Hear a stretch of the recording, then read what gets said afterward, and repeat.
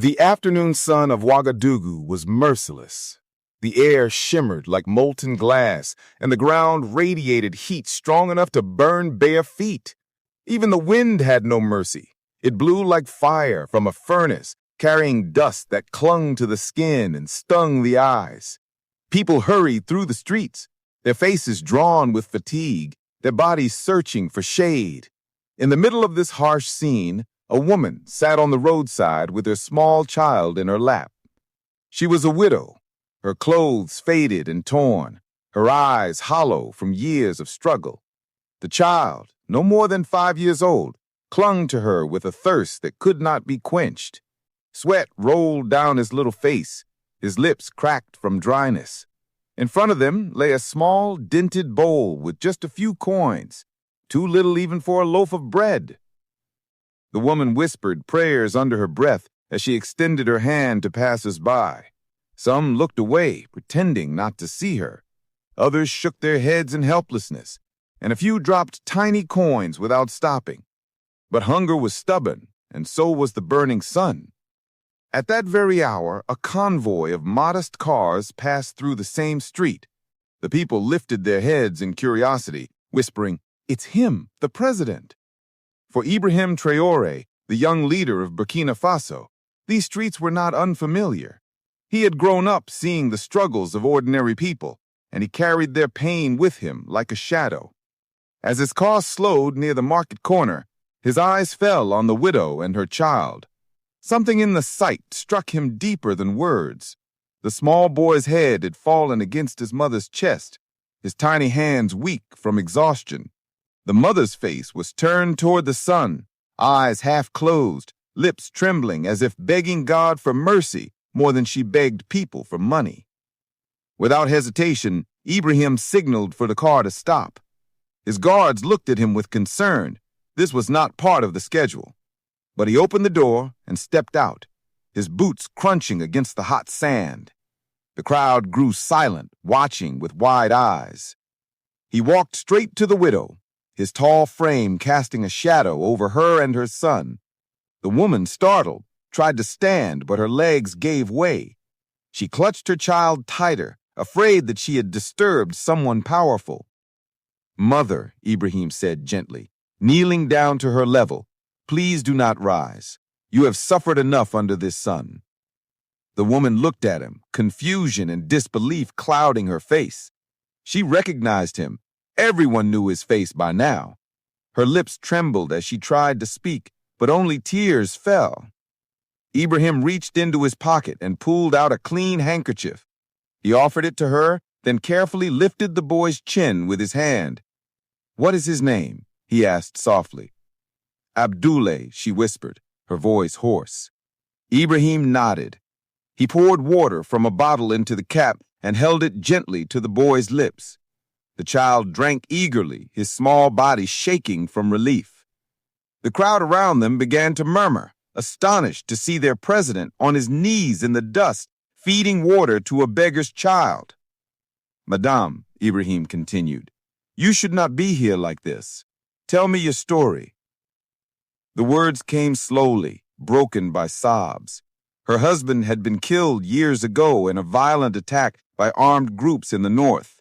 Since then, she had tried to survive by working small jobs, washing clothes, carrying loads in the market. But the little she earned was never enough. Hunger followed them wherever they went, and sometimes she was forced to beg just to keep her child alive. As she spoke, the sun burned hotter, but Ibrahim's expression remained calm. His eyes filled with compassion. He listened as if nothing else in the world mattered at that moment. When she finished, he placed his hand on hers. "You have carried a heavy burden alone," he said, "but you are not alone anymore." He stood up and addressed his guards. "Bring food and water now." Within minutes, packets of bread, rice, and bottled water were laid before her. The woman stared at the food as if it were a miracle. She pressed her hands together, whispering thanks. But Ibrahim was not done. He turned to the gathered crowd and spoke loudly so all could hear.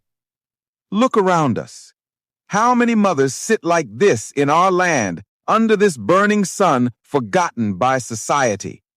How many children go thirsty while we walk past with blind eyes?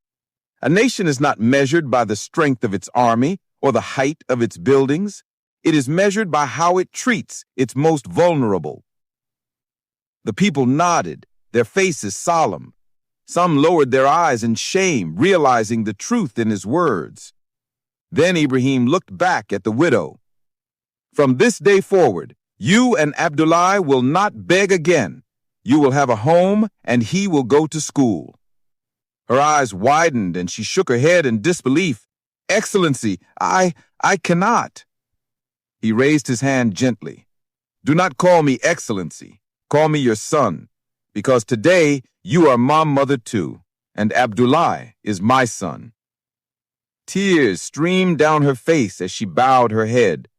The boy, too young to understand fully, clung to Ibrahim's arm and smiled weakly. News of the moment spread like wildfire. People who had once doubted Ibrahim's sincerity now saw with their own eyes that he was not a leader of distance, but a man of the people. Cameras captured the image of him kneeling beside the widow, holding the child close under the burning sky. That photograph traveled across the nation, igniting hope in hearts that had grown cold. In the days that followed, Ibrahim kept his promise. The widow was given shelter, a modest but safe home where she and her son could sleep without fear. Abdullah was enrolled in a school. His tuition and supplies were covered. And more than that, Ibrahim launched a program aimed at widows and orphans across Burkina Faso, an initiative to provide food, education, and dignity to those who had been forgotten. But for the widow, the greatest gift was not the home or the food. It was the moment under the blazing sun when a president knelt in the dust beside her and called her mother. That single act restored her faith in humanity, in God, and in the future of her child. And for the people of Burkina Faso, the story became a lesson whispered in markets, schools, and mosques, that true leadership is not about power, but about compassion. That even under the harshest sun, a small act of kindness can cool the hottest suffering. As for Ibrahim Traoré, whenever he passed that corner of the street again, he would remember the day he saw a widow begging with her child, and he would remind himself that the fight for justice was not in speeches or offices, but in the lives of those who had no one else to fight for them. One act of kindness can change a life. One leader's compassion can change a nation. True power is humanity. If this story touched your heart, don't forget to like, share, and subscribe for more real stories of hope and inspiration.